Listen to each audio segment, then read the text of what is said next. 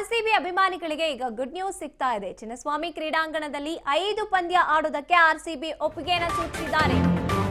RCB ಅಭಿಮಾನಿಗಳಿಗೆ, cricket ಪ್ರೇಮಿಗಳಿಗೆ ಇದೊಂದು ರೀತಿಯಾಗಿ ಗುಡ್ ನ್ಯೂಸ್. ಚಿನ್ನಸ್ವಾಮಿ ಕ್ರೀಡಾಂಗಣದಲ್ಲಿ 5 ಪಂದ್ಯ ಆಡೋದಕ್ಕೆ ಆರ್ಸಿಬಿ ಒಪ್ಪಿಕೊಂಡಿದ್ದಾರೆ. ರಾಜ್ಯ ಸರ್ಕಾರ ಕೆಎಸ್ಸಿಎ ನಿರ್ಧಾರಕ್ಕೆ ಆರ್ಸಿಬಿ ಸಮ್ಮತಿಯನ್ನ ಕೊಟ್ಟಿದೆ. ಬೆಂಗಳೂರಿನಲ್ಲಿ ಐಪಿಎಲ್ ಪಂದ್ಯ ಆಡ್ತಾರೆ ಆರ್ಸಿಬಿ. 5 ಪಂದ್ಯಗಳನ್ನು ಆಡೋಕೆ ಆರ್ಸಿಬಿ ಆಡಳಿತ ಮಂಡಳಿ ಒಪ್ಪಿಗೆಯನ್ನು ಸೂಚಿಸಿದ್ದಾರೆ. ಇನ್ನು 5 ಪಂದ್ಯಗಳನ್ನು ಆಡ್ತಾರೆ. ಚಿನ್ನಸ್ವಾಮಿ ಸ್ಟೇಡಿಯಂನಲ್ಲಿ ಐಪಿಎಲ್ ಪಂದ್ಯ ಉದ್ಘಾಟನೆ ಕೂಡ ಆಗುತ್ತೆ. ಇನ್ನು ಉಳಿದಂತ 2 ಪಂದ್ಯಗಳು ಛತ್ತೀಸ್ಗಢಕ್ಕೆ ಶಿಫ್ಟ್ ಆಗುವಂತ ಸಾಧ್ಯತೆಗಳಿದೆ. ಒಟ್ನಲ್ಲಿ ಆರ್ಸಿಬಿ ಮ್ಯಾಚ್ ಬೆಂಗಳೂರಿನಲ್ಲಿ ಇರುತ್ತಾ ಇಲ್ವಾ ಅಂತ ಗೊಂದಲದಲ್ಲಿ ಇದ್ದಂತ ಆರ್ಸಿಬಿ ಅಭಿಮಾನಿಗಳಿಗೆ ಈಗ ಗುಡ್ ನ್ಯೂಸ್ ಸಿಕ್ಕಿದೆ. ಆರ್ಸಿಬಿ ಮ್ಯಾಚ್ ಬೆಂಗಳೂರಿನಲ್ಲಿ ಇನಾಗ್ರಲ್ ಮ್ಯಾಚೇ ಆಡ್ತಾರೆ. ಇದೊಂದು ಮತ್ತೊಂದು ರೀತಿಯಾದಂತಹ ಖುಷಿ ಸುದ್ದಿ. ಆರ್ಸಿಬಿ ಮ್ಯಾಚ್ ಬೆಂಗಳೂರಿನಲ್ಲಿ ಕಳೆದ ಬಾರಿ ಆರ್ಸಿಬಿ ಮೊಟ್ಟ ಮೊದಲ ಐಪಿಎಲ್ ಕಪ್ ಗೆದ್ದಾಗ ಆದಂತ ಘಟನೆಗಳು ಏನಿದೆ, ಮತ್ತೆ ಆ ಘಟನೆಗಳಾಗಬಾರ್ದು ಅಂದ್ರೆ ಆ ಚಿನ್ನಸ್ವಾಮಿಯಲ್ಲಿ ಆರ್ಸಿಬಿ ಮ್ಯಾಚ್ ಆಡ್ಸೋದೇ ಬೇಡ ಬಿಡಿ ಅಂತ ಎಲ್ಲೋ ಒಂದ್ ಕಡೆ ಸರ್ಕಾರ ನಿರ್ಧಾರವನ್ನು ತಗೊಂಡಿತ್ತು. ಆದ್ರೆ ಅಭಿಮಾನಿಗಳಿಗೆ ಅದು ಬ್ಯಾಡ್ ನ್ಯೂಸ್ ಆಗಿತ್ತು. ಆರ್ಸಿಬಿ ಅಭಿಮಾನಿಗಳು ಹೆಚ್ಚಾಗಿರೋದೇ ಬೆಂಗಳೂರಿನಲ್ಲಿ.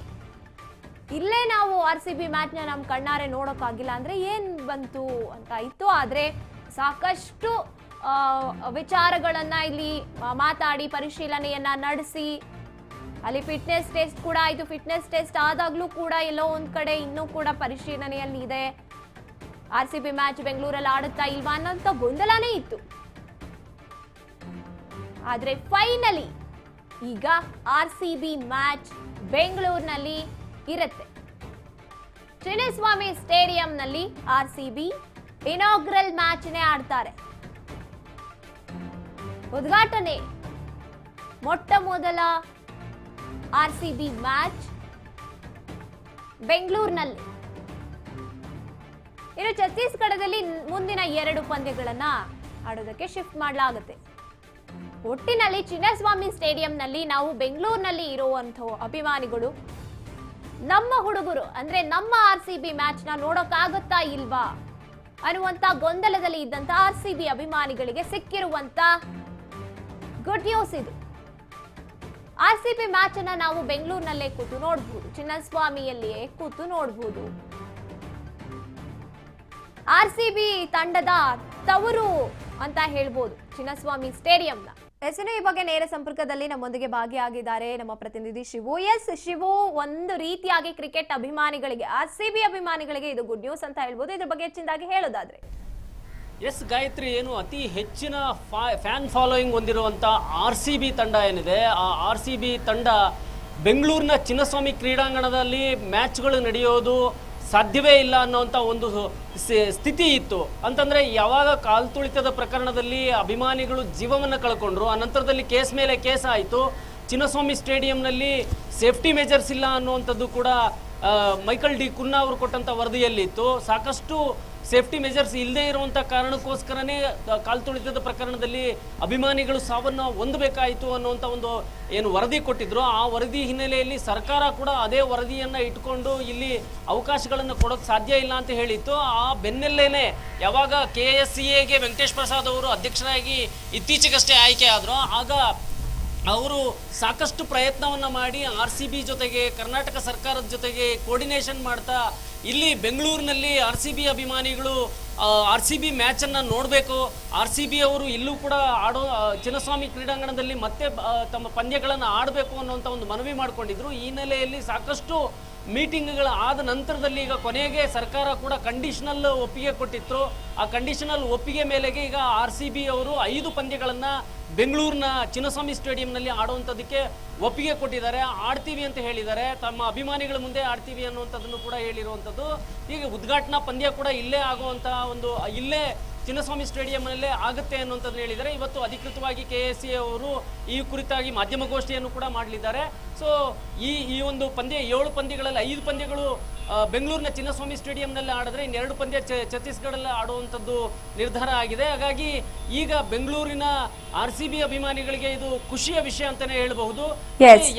ಎಲ್ಲ ರೀತಿಯ ಒಂದು ಸೇಫ್ಟಿಗಳನ್ನ ತೆಗೆದುಕೊಂಡಿರುವಂತ ವರದಿ ಕೂಡ ಕೈ ಸೇರಿದೆ ಗಾಯತ್ರಿ. ಎಸ್, ಧನ್ಯವಾದ ನಿಮ್ಮೆಲ್ಲ ಮಾಹಿತಿಗಾಗಿ ಶಿವು. ಎಸ್, ನಮ್ಮ ಪ್ರತಿನಿಧಿ ಹೇಳ್ತಾ ಹೋದ್ರು ಎಷ್ಟರ ಮಟ್ಟಿಗೆ ಅಭಿಮಾನಿಗಳು RCBಗೆ ಇದ್ದಾರೆ.